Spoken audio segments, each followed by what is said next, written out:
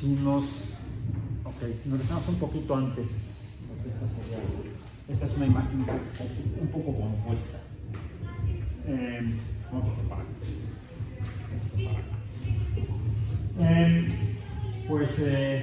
Gracias por estar presentes el día de hoy con la bata puesta. Ahorita no traigo batas, hace mucho frío, me fue con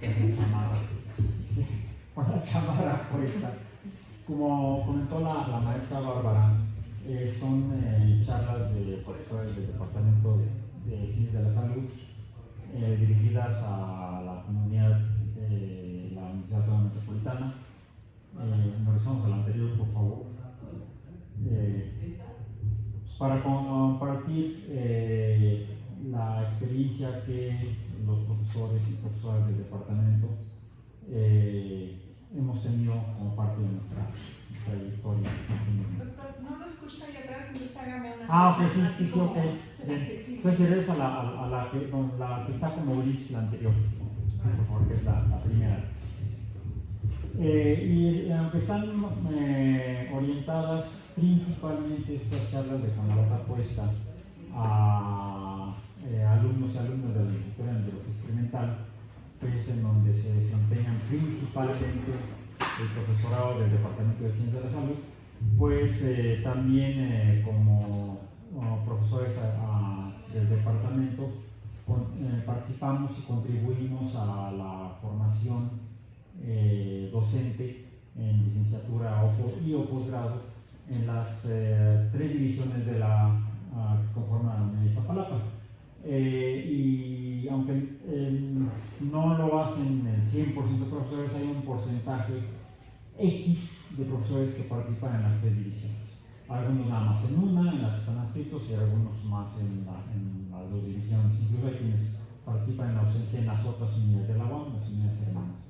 Y me voy a permitir compartirles un poco cuál ha sido mi trayectoria, que es un tanto sui generis, siendo egresado de la licenciatura en biología de la UAM, de la generación 79-83, y que me incorporé como profesor a la división de ciencias biológicas en el Departamento de Ciencias de la Salud a partir de junio del 84.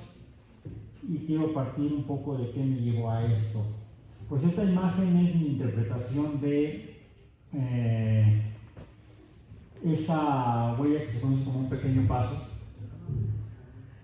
que fue un hecho histórico que ocurrió el 20 de julio de 1969, cuando los primeros humanos, Neil Armstrong y Buzz Aldrin, astronautas de la NASA, caminaron por primera vez en la Luna. Fueron los primeros humanos en llegar a otro mundo, en pisar otro cuerpo celeste en la Tierra, en el sistema solar. La Luna, satélite natural de la Tierra. Y ocurrió 109 horas con 24 minutos y 23 segundos después de que despegaron del Cabo Cañaveral o Centro Espacial Kennedy en la Florida. Y aunque esa la conocen como un pequeño paso, pues en realidad es la huella de Buzz Aldrin. Buzz Aldrin era un científico, además de piloto militar de los Estados Unidos. Él tenía un doctorado en física, creo que en astrofísica o algo similar, en el MIT. Entonces, aunque no fue formalmente un trabajo científico, el que hizo sí lo hizo científicamente. Y tuve la oportunidad, quizá por mi edad, de verlo en vivo por televisión, aunque esta imagen que la tomé de la fotografía original, es un dibujito que hice yo como boceto a partir de la fotografía original, que tomó Buzz Aldrin de la huella de su pie para tratar de entender cuál sería la consistencia del polvo que cubre la Luna. Una especie como de experimento geológico o grafológico, algo parecido. Él siendo piloto militar pero con formación científica. Ya le comenté, egresado en su doctorado del MIT. Aunque la frase de un pequeño paso, esa fue la frase con la que Neil Armstrong manifestó su emoción y su sentimiento y su mensaje a la humanidad, siendo él el primero en haber dado el primer paso en una persona en la Luna. Y tuve comunidad, quienes nacimos antes de 1964, creo yo, 65, porque ya a los 5 años tienes algo de conciencia, ya te das cuenta de qué ocurre después y quizás hasta te acuerdes años después o décadas después de lo que viviste a los 4 o 5 años de edad. De antes es muy difícil. Ahí ya tenía yo 7 años cumplidos, 8 años cumplidos a julio del 69, y lo pudimos ver en la televisión, mis papás, mis hermanos y yo. En blanco y negro fue la transmisión directamente del alumno, que todo lo demás se transmitían aquí, los ingenieros y eso, si era televisión a color, pero la televisión que llevaban a la luna, que era una portátil, fue la primera televisión que hizo la tecnología humana para poder transmitir desde otro mundo. Fue una televisión en blanco y negro, muy chafa, pero funcionó. ¿Y por qué estoy aquí como biólogo egresado de la UAM y como profesor de la División de Biología de la Salud? Creo que eso pudo haber influido un poco, o quizá mucho. Ver eso fue emocionante para muchos, y algunos quizá lo vimos como un motivante para tratar de primero averiguar qué caramba es la ciencia. Y si vemos en la siguiente imagen, pues alguien diría, bueno, pero ¿por qué no estudié hasta astrofísica, astronomía, o me metí de piloto militar? No, porque eso es para los ciudadanos norteamericanos. Eran los que entonces podían ser astronautas, ya que eran pilotos del ejército, fuerza aérea, naval, algunos. Por su parte, la Unión Soviética andaba en la competencia, y esa era la competencia, a ver quién llegaba primero a la Luna. Los primeros en llegar fueron los astronautas de la NASA de los Estados Unidos, y finalmente los soviéticos no pudieron llegar, no con astronautas, sino con algunas naves robóticas. Eso creo que sería otra historia. Entonces, si podemos ver en la siguiente imagen, ahora sí, ¿por qué me decidí finalmente estudiar la licenciatura en biología en la UAM, a la que ingresé en septiembre del 79, 10 años después del Apolo 11?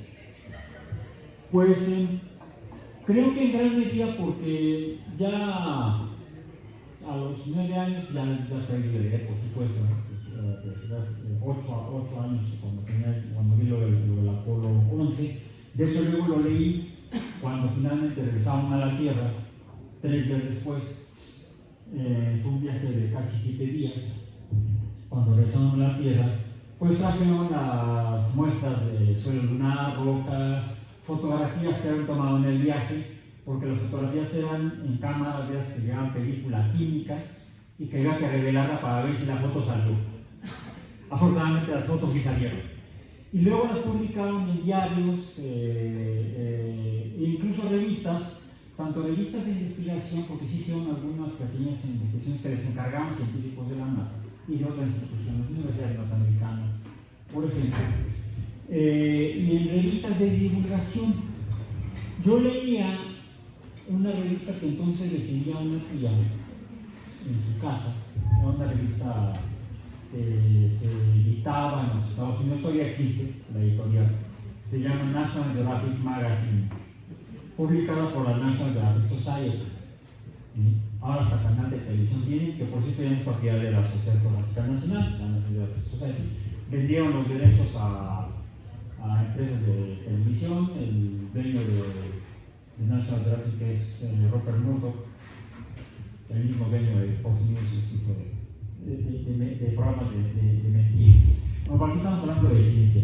Entonces, yo recuerdo haber visto precisamente en la revista de National Geographic las fotografías que tomaron los astronautas de la NASA, los del Apolo 11 en particular, y las misiones previas y misiones posteriores. Y la leía cada que íbamos los domingos a comer a casa de mi tía. La tenía en su biblioteca, yo entraba a la biblioteca a buscar la revista, era la que leía yo desde que aprendí a leer. Sí, la revista en inglés. Tuve la fortuna de que mis papás, a mis hermanos y a mí, nos metieron a una escuela primaria en la que nos enseñaron inglés desde el verbo to be. Entonces fue útil. Fue útil la revista para poder realmente aprender inglés, porque la escuela era más. No pasamos del verbo to be. Pero bueno, entonces en esa misma revista, en National Geographic, también, misma década, finales de los 60, Y fue un número de 1968, un año anterior al Apolo 11, en la que salió un artículo que se llamó Nuestra crisis ecológica, 1968. Y creo que también me impactó. De modo que cuando avancé en mi educación escolar, terminé la primaria, luego de la secundaria, yo veía clases de biología, de química, de física, de matemáticas, de historia. Y luego la preparatoria, estudié una preparatoria incorporada a la UNAM, en la que ya sentía yo que mi vocación más que hacia ser astronauta, en aquel tiempo no había podido, primero porque era mexicano y segundo porque uso anteojos. Ya desde la primaria empecé a usar anteojos. Entonces no puedo ser piloto. Tengo dos cosas en arriba de la nariz que me lo impiden. No soy piloto a ese nivel. Pero también empezó a interesar la biología y lo que la biología nos muestra, como lo que decía ese artículo de Nuestra crisis ecológica, donde hablaban de cómo las actividades industriales, las actividades en las ciudades estaban alterando los ecosistemas. Y ya en la secundaria y luego en la preparatoria, tratando de enterarme, bueno, eso del ambiente, de la naturaleza, de la contaminación, la biología, ¿quién lo hace? ¿Quién lo estudia? Pues los biólogos. Fue entonces que cuando empecé a pensar en estudiar alguna licenciatura después de terminar la preparatoria, pues andaba yo dudoso de si estudiaba química, antropología o biología. Y finalmente, habiéndome enterado de la UAM, que iba para 5 años de haber sido fundada, y donde ya estudiaba con uno de mis hermanos biología, había en alguna ocasión lo acompañé a tomar clases de oyente y me gustó la UAM estatal, y en particular la carrera de biología, la Ministerio de Biología. En aquel tiempo solamente se ofrecían 3 licenciaturas en la División de Ciencias Biológicas. Eran la licenciatura en Biología, la licenciatura en Ingeniería Bioquímica Industrial y la licenciatura en Ingeniería de los Alimentos. Pero yo iba a hacer Biología. Y algo que me llamó la atención es que entonces el plan de estudios incluía 6 áreas de concentración. Una era biología, una era zoología, otra era botánica, otra era biología de la reproducción, otra era biología experimental, otra era hidrobiología y otra era ecología. Por cierto, así como vi en la televisión la misión Apolo 11, los domingos íbamos a comer a casa de mi tía, leía la revista y después de leer algunos números de la revista, pues también veíamos televisión, porque los domingos pasaban películas en la tele. Y también pasaban documentales. Y uno de los documentales que transmitían, yo veía en esos documentales algo como este gorro de sangre, que lo portaron a algunas personas. No sé si los conozcan estos gorros de sangre. Este en particular, bueno, de este tipo y de esta marca, ¿vale? Los usaban los miembros de una tripulación de un barco oceanográfico francés. Bueno, el comandante era francés, había sido un militar, un naval francés, que luego se retiró de la Armada francesa. Él era aficionado al cine cuando fue. También era aficionado a la aviación, de hecho entró a la Armada francesa para ser piloto naval francés, pero tuvo un accidente, se estrelló. Quedó lesionado y no pudo volver a volar. Pero como por gusto y por ser también miembro de la Armada francesa, pues él, algo de las actividades que hacía era que nadaba y en aquel tiempo buceaban con escafandras de esas de bronce, pesadas, unidos a la superficie por una manguera, aunque ocasionalmente se podían poner un visor, unas aletas y se metían a snorkelear. Con muy buena condición física no puede estar abajo del agua más de un minuto. Tienes que ir saliendo y entrando. Y finalmente ese interés, y además que era aficionado al cine, y él veía lo que estaba abajo del agua, y quería tener la posibilidad de registrarlo en el cine, pues tuvo bien inventar una cámara que podía meter abajo del agua. Una cámara de cine submarino, fue el inventor de la cámara de cine submarino. Y con un amigo de él también, militar francés, André Gagnon, se llamaba el amigo, tuvieron a bien diseñar un sistema que permitía regular aire comprimido que saliera de un cilindro, de un tanque, donde se metía aire a presión, pero buscaban que ese aire saliera a una presión suficiente para poder respirarla normalmente sin que te inflaras como un globo por andar respirando aire comprimido. Inventaron lo que se llamó el aqualung, o el pulmón de agua, bueno, pulmón acuático, ¿no? Era un cilindro que llevaba aire comprimido y que se hacía pasar por una manguera a través de un regulador de presión que permitía inhalar ese aire a través de la boca, con una boquilla, y entonces les permitía estar hasta media hora debajo del agua. Su nombre era Jacques-Yves Cousteau. Jacques Cousteau para los cuates, Jack para los íntimos. Jacques Cousteau finalmente, después de la Segunda Guerra Mundial, consigue que un amigo de él con dinero le comprara literalmente un dragaminas norteamericano que había sobrado del puente, había quedado después de la guerra. Y el ejército de los Estados Unidos sabía qué hacer con tanto desecho militar. Y lo que hizo fue ponerlo en venta a la gente. Vendieron jeeps, vendieron tanques de aire, no tanques. No, se vendieron a uno o dos tanques a museos, a coleccionistas. Vendieron el equipo militar porque ya no lo iban a usar. Mentira. Bueno, esa sería otra historia que seguimos viendo hoy en día. Pero dentro de esto también vendieron algunos buques, como los que se usaban para quitar las máquinas y poder permitir el paso de los demás barcos hacia las playas de Europa y llevar a cabo finalmente la recuperación de Francia y el resto de la Europa que ha sido dominada por los nazis. Entonces, compran ese dragaminas y lo adaptan, y ese dragaminas es modificado para convertirlo en un barco para investigación oceanográfica, que es lo que quería hacer, y además usar la cámara que había inventado para poder hacer filmaciones en todo el mundo viajando en el barco. Al barco lo bautizó como el Calypso. Si no lo han visto, esos documentales, búsquenlos, están muchos apuntados en internet. Los documentales hechos por Jacques Cousteau con sus cámaras de cine, utilizando su equipo de buceo, para el cual reclutó a otros marinos y otros aficionados al buceo para formar la tripulación del Calypso. El Calypso, a quienes les entregaban estos gorros. No lo usé yo.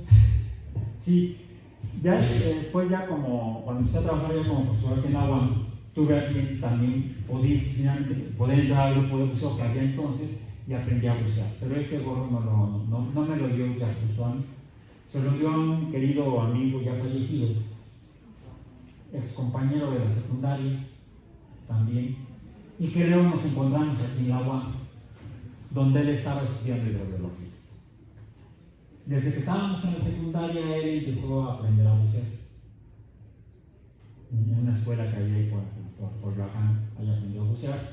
Luego entró a la UAM, se fue de guerrillero a Nicaragua, estuvo en la guerrilla sandinista contra Anastasio Somoza. Finalmente, después de que le dieron en un pie, salió por piernas, regresó a México y entonces entró al agua a estudiar finalmente hidrobiología. Y fue cuando nos volvimos a encontrar. Terminando la carrera, cada quien se fue por su lado. Él se fue a trabajar a Isla Mujeres y a Cozumel. Y fue donde conoció a Jacques Cousteau. Y fue él quien le dio este gorro. Sin embargo, hubo algo que tuvimos en común. Manolo, se llamaba Manuel de la Cruz, y yo. El gusto por la ciencia, la ciencia biológica en particular. Yo no me fui a hacer la de biología, es decir, desde que estábamos en la secundaria, él amaba el mar. Y finalmente fue a lo que se dedicó. Y no fue lo que lo mató, finalmente lo que lo mató fue el trabajo. Un buzo que fumaba. Muchos buzos fuman, por cierto. No deben hacerlo todas. Yo cuando entré a la carrera, entré pensando, a la carrera de biología pensé en entrar a ecología, precisamente, a tomar la concentración en ecología, porque era lo que me había preocupado cuando leí el artículo de nuestra crisis ecológica. Y es lo que trato de mostrar en esta imagen. Un campo, montañas, el cielo, nubes, el viento, el sol, actividades agrícolas, ganaderas e industriales. ¿Y qué provocan? Hasta los bichos se mueren.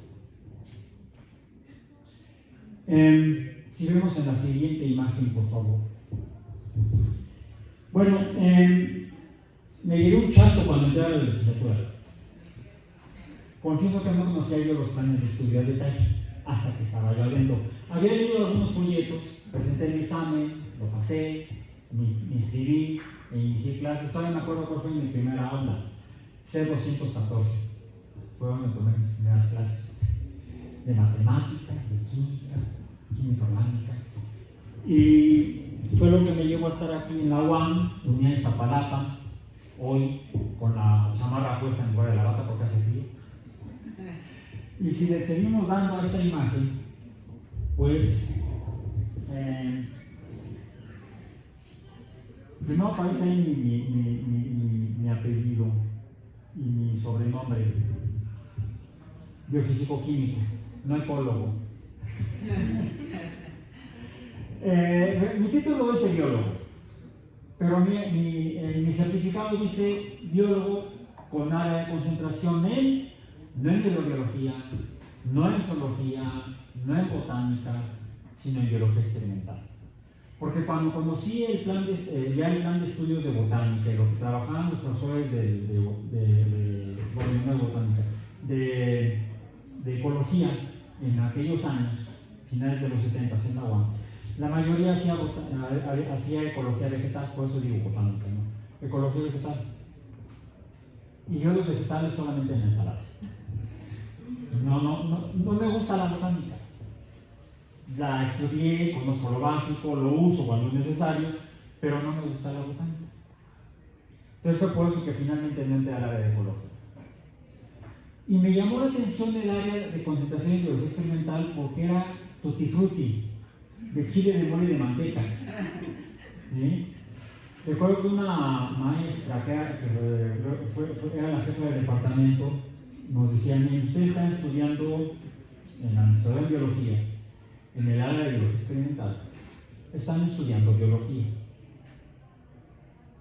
están llevando cursos de zoología, de botánica, pero ustedes no son ni zoólogos, ni botánicos, ni biólogos, como sus compañeros que sí estudian ecología, botánica y zoología. Por cierto, finalmente no llevé ningún curso de ecología en la licenciatura. Sí llevé varias botánicas, varias zoologías. Llevábamos químicas, llevé como 4 o 5 químicas, algo así, diversas. Y fue lo que nos dijo la maestra: ustedes estudian química, pero no son químicos. Llevé 4 matemáticas, sí, 4 matemáticas. Están en matemáticas, pero no son matemáticos. Llevé varias físicas, biofísicas, y nos dijo la maestra: no son físicos. Éramos aprendices de todo y maestros de nada.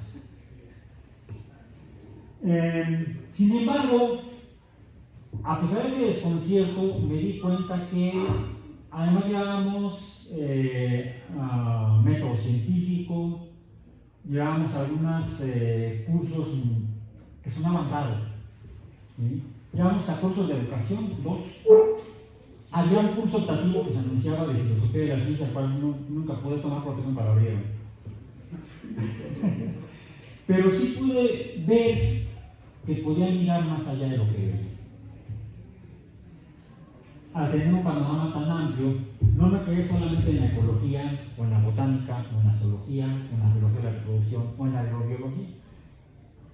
Al tomar cursos de UEAS con compañeros de la UAM y Iztapalapa, en otras divisiones incluso, el panorama que tuvimos fue mucho más amplio.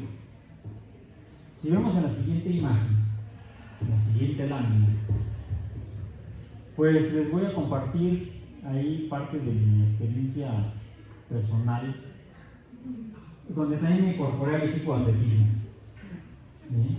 Al equipo de medio fondo, ¿sí? Sí, porque el fondo completo nunca me gustó, me quedaba muy grande el fondo completo. Medio fondo, eso es aquí para acá. No, corríamos los 1500 metros, corríamos la milla y corríamos los 3000 con obstáculos, que es esta fotografía de esa prueba de 3000 con obstáculos, donde eso se te refrescabas en la fosa, aunque no quisieras, cuando dabas el mal paso, pum, ibas a ver ahí. Siempre fui mal, pero yo le echaba muchas ganas.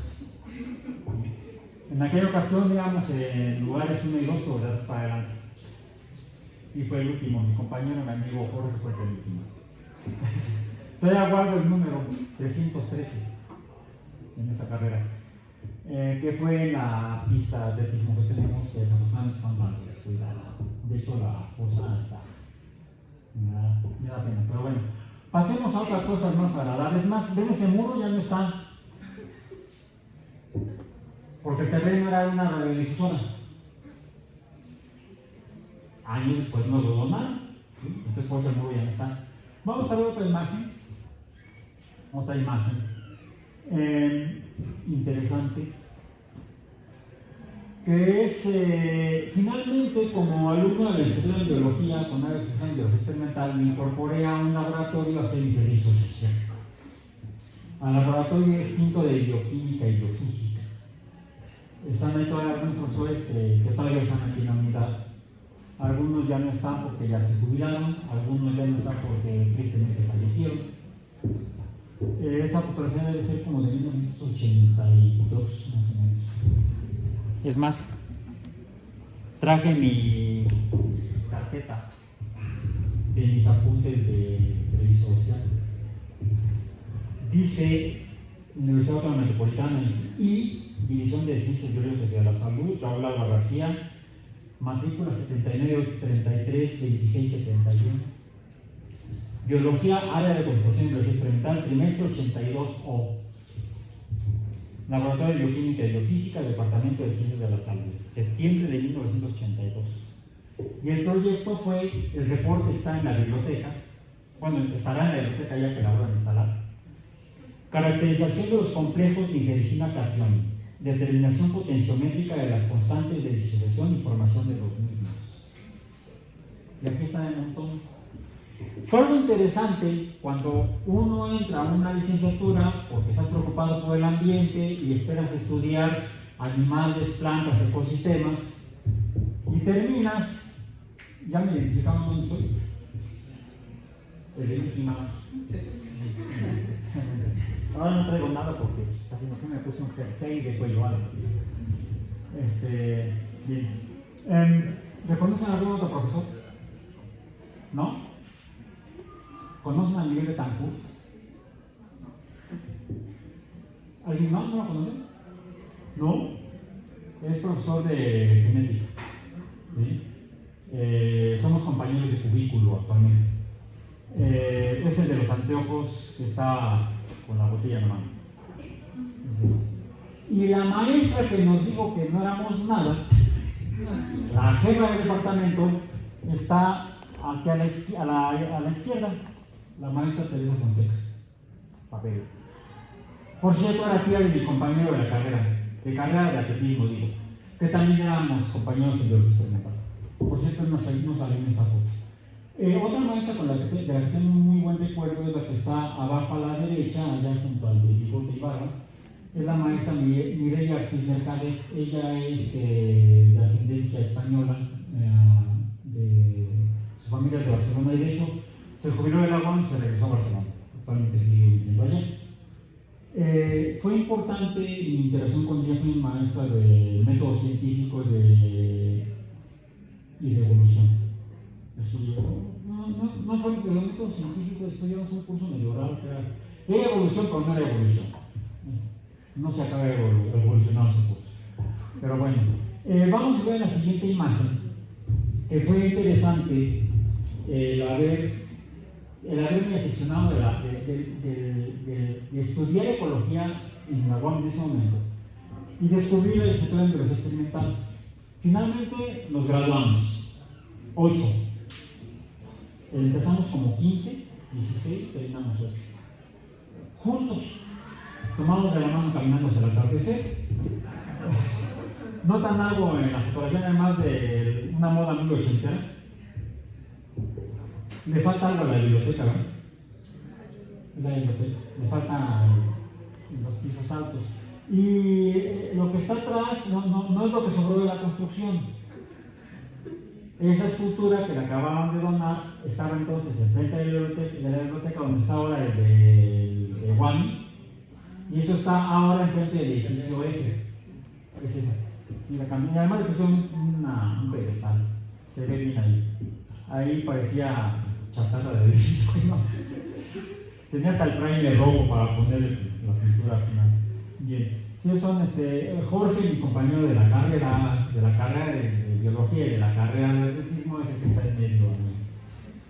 Bueno, vamos a ver la siguiente imagen. Lo que finalmente aprendí ya como consecuencia de haber estudiado el área de concentración en biología experimental, que es una biología muy hacia lo micro. Y además, con los cursos de fisicoquímica, química, termodinámica, etcétera, que llevamos, pude entender el metabolismo celular mejor como lo había intentado en la preparatoria y en el primer trimestre, donde casi trueno bioquímica. Pancé con ese. Pero finalmente terminé trabajando en un laboratorio, haciendo servicio social y trabajando en un laboratorio de bioquímica y física, donde a lo que nos abocábamos era estudiar en particular lo que está arriba a la derecha, los procesos energéticos celulares, de los cuales depende toda la vida. Sin energía no hay vida, dado que los seres vivos somos sistemas termodinámicos abiertos. A través de ese proceso de energía, pues se integra dentro de la célula. Otra característica fundamental es que debe estar compartimentalizada esa serie de reacciones químicas. Si no ocurren, se disuelven en el medio, para que entonces se genere lo que es un organismo que sea capaz de utilizar la energía, interactuar con el ambiente, crecer, reproducirse a través del proceso homeostático del metabolismo. Vamos a ver en la siguiente imagen. Entonces, ¿qué es lo que estudiamos? Las células podemos ver en el microscopio. ¿Sí? Las bacterias podemos ver en el microscopio. Aquí esta lámina muestra la magnitud del tamaño de las cosas que estudiamos en biología, comenzando por las células y sobre todo en biología experimental. Es raro el biólogo experimental o la persona que estudia biología experimental que no tiene que ver en alguna ocasión con células. Entonces pasamos de un universo del orden de milímetros, 10 a la menos 3, que lo podemos ver en una regla escolar, algo que ya no podemos ver a simple vista, pero sí lo podemos ver con un microscopio, como las células que tienen una magnitud de 1/100ª de milímetro. O sea, 100 veces más pequeña que un milímetro es una célula. Los cloroplastos no somos de la misma magnitud, no están del mismo tamaño, sino por eso están las escalas de cada objeto. Son 10 veces más pequeñas que una célula típica. Ya estamos hablando de 10 a la menos 6, una milésima más pequeña que un milímetro. De ahí luego las E. coli, que son más pequeñas que los cloroplastos, aunque están en el intervalo de 10 a la menos 6 todavía. Y de ahí vamos a donde ya no es posible la vida por el tamaño, por la magnitud espacial, que es 1/10 más abajo, 10 a la menos 5. que es la magnitud, por ejemplo, con 10 a la menos 7, perdón, de 10 a la menos 6 a 10 a la menos 7, que son los virus. Los virus no están vivos por múltiples causas, una de ellas, el hecho de que no tiene un metabolismo y que tiene un tamaño menor al que, al menos en la Tierra, se requiere para que haya algo vivo que sea capaz de procesar la energía que toma del entorno, la energía y la materia. Los seres vivos somos sistemas termodinámicos abiertos. Pero ¿cómo funciona? ¿Cómo funciona el metabolismo energético? Eso era lo que se estudiaba en el laboratorio de bioquímica y biofísica, y es ahí donde ya, porque todavía los virus podemos ver con microscopios electrónicos, pero el metabolismo es invisible. No lo podemos ver. Tenemos que mirar más allá de lo que vemos. ¿Y cómo le hacemos? Bueno, lo que puedo compartir algunas imágenes que lo ilustran en las siguientes láminas, y aquí vamos a hacernos un poquito más rápido. Bien, pues más énfasis, no están vivos los virus. Los componentes moleculares de las células. Desde los más simples, moléculas inorgánicas, todas estas, donde ya podemos ver las magnitudes, estamos hablando de picómetros, PM picómetros, o sea, 10 a la menos 9 metros. Tienen estructuras específicas que dependen de su configuración electrónica, de los elementos químicos que se enlazan, pero ¿cómo son esas uniones? ¿Por qué se mantienen juntos? ¿Y cómo se integran para formar algo que sea útil para la vida? Pues veamos en la siguiente imagen que lo que necesitamos es apelar a eso que estudiábamos precisamente, aunque no fuéramos físicos. Teníamos que dedicarle más tiempo a la electricidad porque usamos técnicas potenciómetras. Y no era para medir el pH, era para medir la actividad iónica de los diferentes metabolitos iónicos, pero es ahí donde dejé de ser biólogo, porque ya no voy a trabajar con células. Pasamos a trabajar con modelos de lo que podría representar algunas de las partes del funcionamiento de las células. Por ejemplo, modelos de membranas, modelos de células, modelos de citoplasma, donde lo que tenemos son diferentes cosas disueltas o miscibles. Y a los iones medimos por potenciometría. Usábamos potenciometría con electrodos ion selectivos, específicos para iones alcalinos.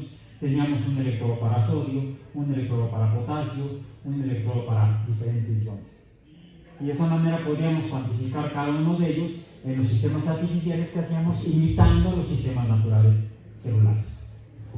Entonces, lo interesante es que a los iones tampoco los ves. Ves los aparatos, ves los electrodos, ves lo que estás poniendo de la sal que tomas de reactivo, como la disuelves, pero ¿qué está pasando adentro? Es a donde tienes que echar a volar la imaginación. Científico y biólogo experimental sin imaginación está muerto. Parece virus. No sabía. Vamos a ver en la siguiente. Pero no solamente la electricidad de la potenciometría es útil, la cual estudiamos en física formalmente, sino cuando entendemos que la electricidad es parte de un fenómeno más amplio, más completo, que es el electromagnetismo. Aquí les muestro como prueba 1 la relación entre electricidad y magnetismo. Electricidad está la batería, tenemos el conductor, a esta señala la dirección de la corriente electrónica en el conductor, y cómo se ve cómo está, hasta sale movida la aguja de la brújula, está siendo perturbada por el campo magnético que genera la corriente eléctrica, el electromagnetismo. Pero también sabemos que el electromagnetismo no solamente es esa interacción curiosa, la cual, por cierto, no se ve. Sin embargo, es la que regula la interacción de toda la materia. Y vemos en la siguiente imagen, lo que sí podemos ver es lo que produce el electromagnetismo. Luz. Luz blanca, por cierto, esa luz blanca es la luz del sol reflejada por la luna. ¿sí? Por el tipo de fotografía que tomé, no se ve las características de la luna, pero es la luna. Y la luz de la luna pasando a través de un difractor de luz. Muy sofisticado, un disco compacto. El experimento lo hacemos en clase A, en clase de física biológica, es un experimento, donde vemos el espectro de emisión de luz reflejada por la luna. Y el espectro se relaciona con la composición química. Entonces, podemos usar la luz visible y podemos ver en las siguientes imágenes luz invisible, porque el espectro electromagnético conforma tanto a la luz visible como a amplias regiones de luz invisible, como la luz ultravioleta, la cual se extiende por longitud de onda. La luz visible las ondas de luz visible tienen una longitud de esta cresta o de periodo de 350 o 400 nanómetros hasta 750 o 800 nanómetros de luz visible. Por ondas más cortas, más cortitas de longitud, de menos de 400 nanómetros ya se les considera ultravioleta. Entonces podemos usar una luz que no podemos ver nosotros, si la ven insectos, si la ven algunas aves, pero los humanos no la vemos. Sin embargo, podemos usar instrumentación para poder mirar más allá de lo que vemos. Podemos usar la luz ultravioleta polarizada para poder tener información que nos dice los cambios que está teniendo diferentes regiones de la molécula que estamos estudiando y si es que interactúa o no con diferentes iones. Ahí en este caso el experimento fue comparando 3 iones: litio alcalino monovalente, calcio alcalino terbivalente y praseodimio, tierra rara, que no están muy solicitadas, trivalente. Entonces de esa manera podemos ver cómo iones de diferente carga eléctrica interactúan con moléculas interesantes como las que podemos ver en las siguientes imágenes. La siguiente imagen es un espectro, pero ya no en ondas de longitud de onda muy pequeña, sino de longitud de onda muy grande, ondas de radio. Esto es un espectro de una molécula de ese estilo, unida no a litio, nitrogenio, sino a hierro, 3 a la misma valencia que otro elemento químico, pero medida en ondas de radio. Se llama resonancia paramagnética de electrón. Lo que estamos viendo es cómo se encuentra el ambiente electromagnético en el que están los electrones del hierro al interactuar con la molécula. De esa manera tenemos que imaginar cómo se está uniendo con base en la información que nos da la espectroscopía. Vamos rápidamente a la siguiente. Por ahí no sé qué voló. Ese es el tipo de moléculas que estábamos estudiando. Son moléculas de un peso molecular de alrededor de entre 700 y 1000 unidades de masa, o sea, moles. Y tiene diferentes grupos funcionales. Tiene grupos funcionales éter, grupos funcionales carboxilo, que es el carbonilo con el hidroxilo, grupos funcionales hidroxilo. Este es un grupo hidroxilo, no están indicados los hidrógenos. Este sería un hidroxilo, esta acá sería otro hidroxilo, aquí habría otro hidroxilo. No mentira, si está la raya es un metilo. Entonces sería carbono, oxígeno, carbono, éteres. Se conocen como poliéteres carboxílicos. Y el oxígeno, que es electronegativo y tiene pares de electrones no pareados, ¿qué puede hacer? Por la atracción electrostática negativo o positivo, se le pueden pegar los iones. La pregunta era, ¿dónde? ¿En qué parte de la molécula? Para eso usamos la espectroscopía. Vamos a ver en la siguiente imagen, y de esa manera es que podemos hacer modelos más complejos, más realistas, según nuestra imaginación. Bueno, los átomos tienen volumen, no son palitos y bolitas, sino que son cosas más voluminosas. No es exactamente la misma molécula, pero es muy parecida. Vemos aquí el carbonilo, el hidroxilo, esto sería el carboxilo. Aquí tendríamos un anillo aromático, también con grupos hidroxilos, allá más poliéteres y grupos hidroxilos. Es por eso que estas moléculas las estudiamos, porque se unen aparentemente fácilmente a diferentes tipos de iones dependiendo de varias variables. Vamos a ver la siguiente imagen.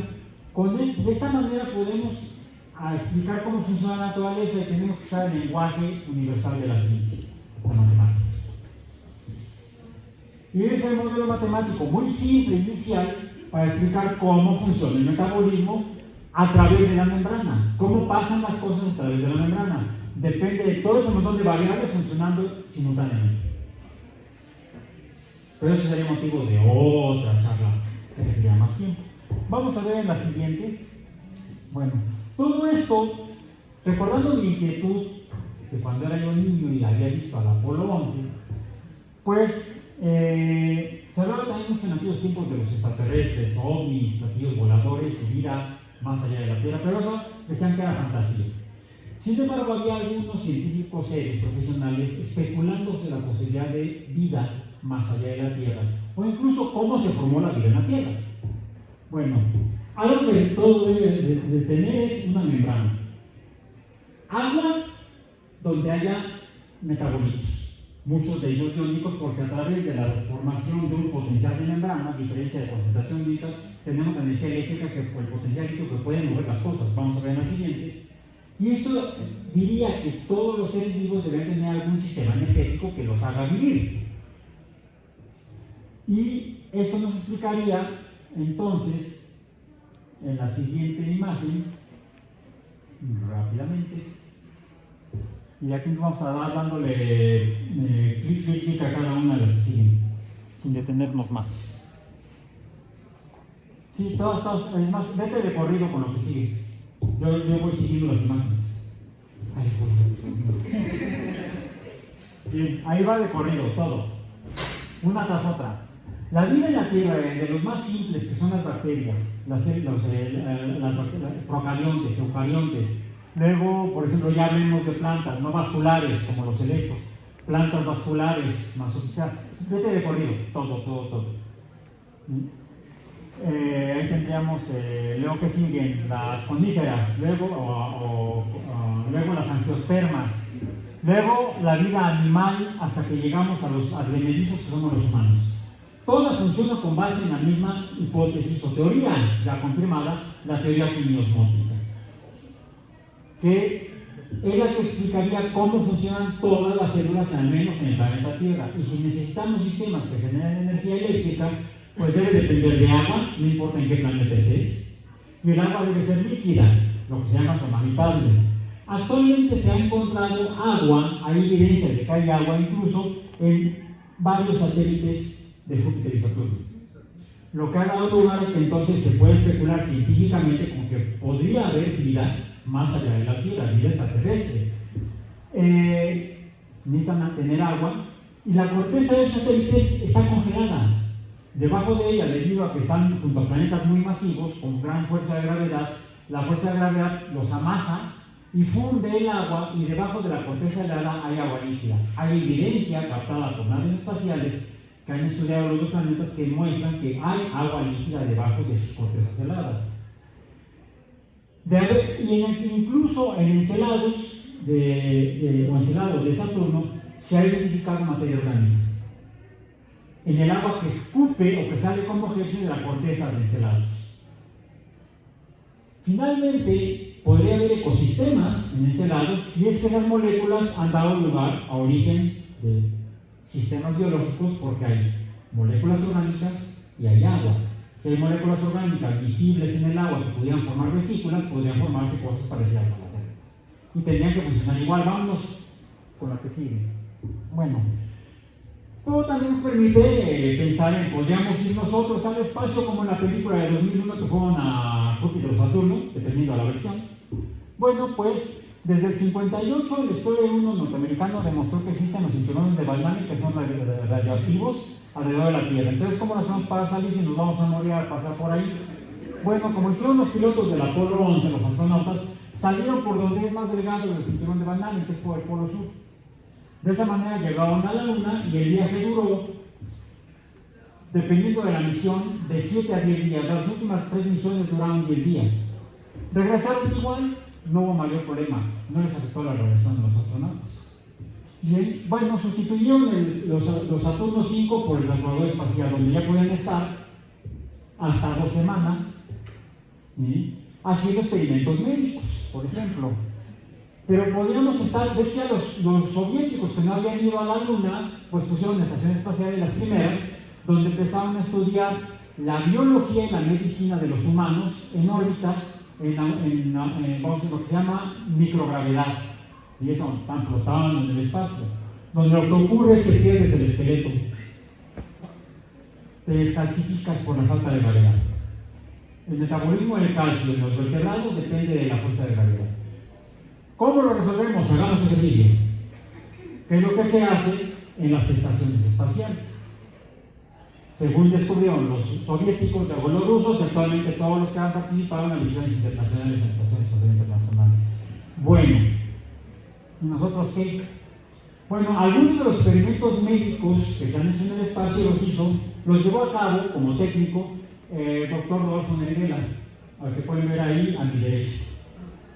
El único astronauta que ha orbitado la Tierra, nacido en México. Guerrerense, que nos vino a dar una charla la semana pasada. El trimestre antepasado, el año pasado, fue el año pasado. Por ello está grabada en los canales de YouTube de la UAM. Y les quiero mostrar a una brillante chica que está a mi izquierda, estudiante de física, ya titulada, y que ella, su proyecto terminal lo hizo estudiando la posibilidad de existencia de ambientes astrobiológicos en los satélites que les mencioné hace rato. Y eso, podremos hablar de ello más adelante. Los invitamos entonces, para cerrar, este profesor y quienes trabajamos en este tipo de asuntos, como el que estaba al lado derecho, mi colega Otón Gandarilla, que trabajamos formando un grupo, un programa que estamos formando, que se llama en la UAM el Programa Transdisciplinario de Estudios y Desarrollos Aeroespaciales. Se acabó. Ahí están. El Programa Transdisciplinario de Estudios y Desarrollos Aeroespaciales, en los cuales alumnos se incorporan para sus proyectos terminales, y algunos de los profesores que formamos parte de este grupo les podemos asesorar en cosas tan locas como la búsqueda de vida en lugares difíciles en la Tierra, como pueden ser pozos hidrotermales, donde se han encontrado ecosistemas tremendamente ricos que, cuando yo leía la revista National Geographic en casa de mi tía, no se habían publicado. Se publicaban cuando finalmente mi tía me regaló la suscripción y ya me llegaba mi número, donde al fin el primer artículo de divulgación en National Geographic que hablaba de las pozas hidrotermales. Por eso ya estaba yo en la prepa y ya pensando en estudiar en biología. Entonces, finalmente he terminado viendo más allá de lo que miré originalmente cuando pensé estudiar biología. Y el campo de trabajo posible para un biólogo experimental es así y más amplio. Vean más allá de lo que ven. Miren más allá de lo que ven, porque es ahí donde está su futuro. Gracias.